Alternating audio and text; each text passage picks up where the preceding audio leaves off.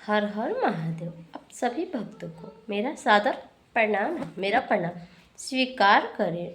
क्या आप भी शिवालय जाने से पीछे हटते हैं या शिवालय आपके घर से कहीं दूर है, आप नहीं जा सकते, आप कोई परेशानी में हैं, तो आप इस विधि से घर पर ही शिवलिंग बनाकर पूजा कर लीजिए।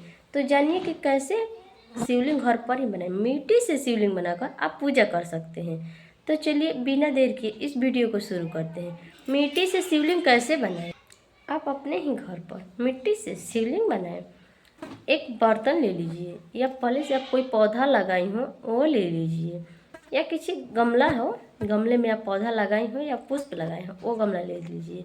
और एक अच्छा से जगह से मिट्टी लाइए। मिट्टी को अच्छे से फ्रेश से धो लीजिए। धोने के बाद एक छोटा सा शिवलिंग बनाइए। शिवलिंग बना करके उस पर जल में थोड़ा सा दूध मिक्स कर लीजिए और महादेव जी को स्मरण करते हुए उसी शिवलिंग पर जल चढ़ाने के बाद उसको तिलक लगाइए। आप चाहे तो सफ़ेद चंदन से भी लगा सकते हैं या पीला चंदन से भी लगा सकते हैं, या अगर आपके पास वो नहीं है तो आप रोड़ी से भी लगा सकते हैं। अगर सावन के पावन महीने में इस विधि को कर रहे हैं तो बेलपत्र लाइए। बेलपत्र को ध्यान रखिए, बेलपत्र को अच्छा पत्ता होना चाहिए, फटा या टूटा पत्ता ना हो। और बेलपत्र को अच्छे से धो लीजिए। थोड़ा सा गंगा जल का छिड़काव कर लीजिए उस बेलपत्र पर। उसके बाद चंदन लगाइए, चंदन से टीका करिए बेलपत्र को और महादेव जी पर ऐसे पलट कर रखिए, ऐसे नहीं, ऐसे पलट कर रखिए महादेव जी के ऊपर और ओम नमः शिवाय का जाप करिए। उसके बाद आप पुष्प लाए होंगे, सफ़ेद पुष्प या कोई भी पुष्प लाए होंगे तो महादेव जी को अर्पित करिए। अपने घर पर कोई बाग से लाए होंगे, बगीचा से या कोई लाया होगा, या आप खुद लाए होंगे, उसको अर्पित करिए। अर्पित करने के बाद आपके मन में ये श्रद्धा होनी चाहिए कि आप शिवलिंग पर पूजा कर रही हैं। महादेव जी को मन में एकदम स्मरण करते हुए ओम नमः शिवाय का जाप करते हुए इस विधि से ही पूजा करना चाहिए। और पुष्प चढ़ाइए। उसके बाद अगर आप कोई फल लाई हैं तो फल भी चढ़ाइए। फल चढ़ाने के बाद महादेव जी से संकल्प लीजिए। बिना संकल्प का कोई भी पूजा शुभ नहीं होता, या कहा जाए कि उसका फल नहीं मिलता। तो आप अपने हाथ में गंगा जल लीजिए और उसमें 4 या 5 अक्षत ले लीजिए और उसके बाद उसमें एक पुष्प ले लीजिए और अपना नाम, अपना गोत्र बोल लीजिए और अपना मुट्ठी बंद कर लीजिए और जो मन्नत मांगना चाह रही है महादेव जी से उस मन्नत को मांग लीजिए। आप धन या अपने भविष्य के लिए नौकरी कुछ भी मांगना चाह रही हैं तो मांगिए और उसी शिवलिंग पर ऐसे करके उस चढ़ा दीजिए। अक्षत को या जल को चढ़ा दीजिए। चढ़ाने के बाद धूप बत्ती जलाइए। धूप है आपके पास तो धूप जलाइए, धूप नहीं है तो दीपक जलाइए। दीपक घी का तो शुद्ध होता है, अगर घी का नहीं है तो आप तिली का तेल का भी जला सकती हैं। जलाते समय आपको महादेव जी की आरती करनी चाहिए। अगर आप दीपक जला रही हैं तो आप महादेव जी का कर्पूर गौरम आरती है उसको करना शुरू कर दीजिए।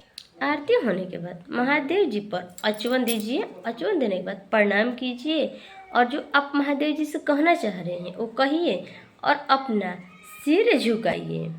वहाँ पर सिर निवा कर ही पूजा करना चाहिए और इसी विधि से आप पूजा करिए। पूजा करने के बाद वहाँ से जाइए।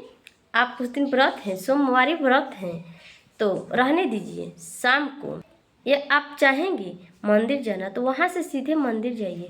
मंदिर जा करके आप अच्छे से जो विधि जानती हैं वैसे जल चढ़ाइए, तिलक लगाइए, प्रसाद पुष्प सब कुछ चढ़ा लीजिए। चढ़ाने के बाद आप मंदिर जाते समय घंटी अवश्य बजाएं। इन बात का आपको खास ध्यान रखना है कि मंदिर जाते समय घंटी बजाना ही बजाना है, लेकिन वापस आते समय घंटी नहीं बजाना है। गलती से भी घंटी नहीं बजाना है। अगर आप वहाँ से सही से सब पूजा पाठ करके प्रणाम करके भगवान को, भोलेनाथ को आ रही हैं तो वहाँ से आते समय जब आप सिर निवाकर ऐसे महादेव जी को पूजन करती हैं, प्रणाम करती हैं, ऐसे सिर निवा करके महादेव जी को, और जहाँ से आप प्रणाम करके महादेव जी को वहाँ से उठ रही हैं तो उसी जगह से जहाँ पर आप पैर रखी थी और महादेव जी का स्मरण कर रही थी, तो उसी जगह पर अपने हाथ को ले जाइए, इस उंगली को, कानी की उंगली को ले जाइए, इस छोटी वाली उंगली को ले जा करके, और वहाँ ऐसे ठेका करके दोनों आँखों पर, अपने दोनों आँखों को ऐसे छुआइए। माना जाता है कि ये नहीं करने से, ऐसे नहीं अपने उंगली को पैर के नीचे से और ऐसे अपने आँखों पर नहीं छुआने से पूजा अधूरी मानी जाती है। और करके वहाँ से प्रणाम कीजिए। और एक बात तो बताना ही भूल गई थी, मुझे पहले से नहीं पता था, अब पता चला है। अब का मैं सच्चाई बता रही हूँ, आपको कोई सच्चाई नहीं बोलता होगा, मैं सच्चाई बता रही हूँ। मुझे आज ही पता चला है ये बात, ये किसी संत जी बताए हैं कि ग्रंथों में लिखा है कि जब आप शिवलिंग पर जल चढ़ा रही हैं, महादेव जी का पूजन कर रही हैं, तो इन बातों का अवश्य ध्यान रखना चाहिए कि जो ये शिवलिंग हो गया, शिवलिंग के ऐसे गोलंबर में जो स्थान होता है, महादेव जी का शिवलिंग जिस पर विराजमान होता है, और उसी स्थान पर 5 देवों का वास होता है। उस स्थान पर, जिस स्थान पर ऐसे गोलंबर होता है ना, और उसी पर महादेव जी का शिवलिंग होता है, जहाँ से जल ढारेंगे तो ऐसे किनारा किनारा चल जाएगा, और उसको अवश्य पूजन करना चाहिए। हम लोग तो शिवलिंग को चंदन लगाते हैं, शिवलिंग पर ही कुछ चढ़ाते हैं, बेलपत्र चढ़ाते हैं, लेकिन यहाँ जो महादेव जी जिस पर विराजमान है गोलंबर पर, गोल गोलंबर है, वहाँ 5 देवों का वास है। उसको भी अवश्य उसी विधि से सभी देवी देवताओं को नाम लेकर पूजन करना चाहिए। अगर आप उसका पूजन छोड़ देती हैं तो केवल तो आप महादेव जी का ही पूजन कर सकती हैं, और उस गोलंबर में जो पूजा कर ली वो तो सभी देवताओं का पूजन हो गया। इसीलिए उसको अवश्य आप लोग पूजन करिए। और जब आप लोग जल चढ़ाते हैं, जो जल धारा से ऐसे नीचे गिरता है, उसको 3-4 बूंद या 5 बूंद अवश्य अपने घर लाइए। अगर आप व्रत हैं तो ला करके, और उसी जल को पहले, सबसे पहले आप उसी जल को प्रसाद के रूप में ग्रहण कर लीजिए। और ग्रहण करने के बाद आप जो फलाहार खाना चाहें प्रसाद भी खाइए, और उस दिन अच्छे से रहिए। व्रत के दिन खास करके ध्यान रखना चाहिए, व्रत के दिन निंदा चुगली नहीं करनी चाहिए और किसी का बुराई नहीं करना चाहिए। अगर हो सके, आपसे बन पड़े तो सावन के पावन महीने में हर एक दिन ही दान किया जाता है।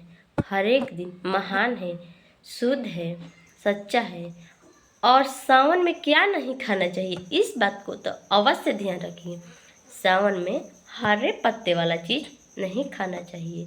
सब्जी हरे पत्ते वाला खास करके सावन में न खाएं तो अच्छा रहेगा। और लहसुन प्याज न खाएं, मांस मंदिर न खाएं, शराब भी नहीं पीना चाहिए। शुद्ध स्वच्छ भोजन करना चाहिए। हम सबको अच्छे से रहना चाहिए। और आप व्रत हैं, सावन के सोमवारी व्रत हैं, तो व्रत है, आप चाहें तो संध्या काल में भी पूजा कर सकती हैं। शाम के लोग बोलते हैं, तरह तरह के लोग बोलते हैं गांव में कि संध्या काल में पूजा नहीं किया जा सकता, संध्या काल में महादेव जी को जल नहीं चढ़ाया जा सकता, लेकिन जल चढ़ाया जा सकता है। संध्या काल के समय, सावन में प्रदोष काल होता है संध्या काल के समय, तो आप लोग विधि से पूजन कर सकती है। अगर व्रत है तो 2 गुना फल मिलेगा। आप व्रत है तो फिर शिवालय जाइए या अपने घर पर विधि से पूजन कर लीजिए। जो शिवलिंग बनाई थी अपने घर पर, उसे विधि से फिर से शाम को पूजा कर लीजिए, आरती दीपक दिखा लीजिए, आरती गा लीजिए। गाने के बाद उसको सुबह उठते ही आप विसर्जन कर दीजिए। जो आप शिवलिंग बनाई थी उसको विसर्जन करना जरूरी। आप इतना जल डालिए उस पर, सुबह नहा धोआ कर इतना जल डालिए कि वो मिट्टी का जो शिवलिंग था वो मिट्टी में मिल जाए। और उसको कहीं बहता पानी में, अच्छा पोखर हो या कहीं कोई गंगा जी में जा रहा हो, उस पानी को अच्छे बहता जगह में डाल दीजिए और डालकर प्रणाम कीजिए और बोलिए कि जो मुझसे भूल चूक हुई हो तो मुझे माफ़ कर दीजिए। इस वीडियो के माध्यम से जितनी मुझे जानकारी, पूजा के माध्यम में जितना मुझे नॉलेज था, जितनी जानकारियाँ थी, मैं आपके साथ शेयर करना चाहती थी और आपके साथ इस वीडियो के माध्यम से शेयर कर दी। अगर आपको मेरी यह कथा और मेरी यह पूजा विधि अच्छी लगे तो मेरे चैनल को सब्सक्राइब कीजिए। और एक प्यारा सा कमेंट कीजिए कि आपको यह पूजा विधि कैसी लगी। हर हर महादेव।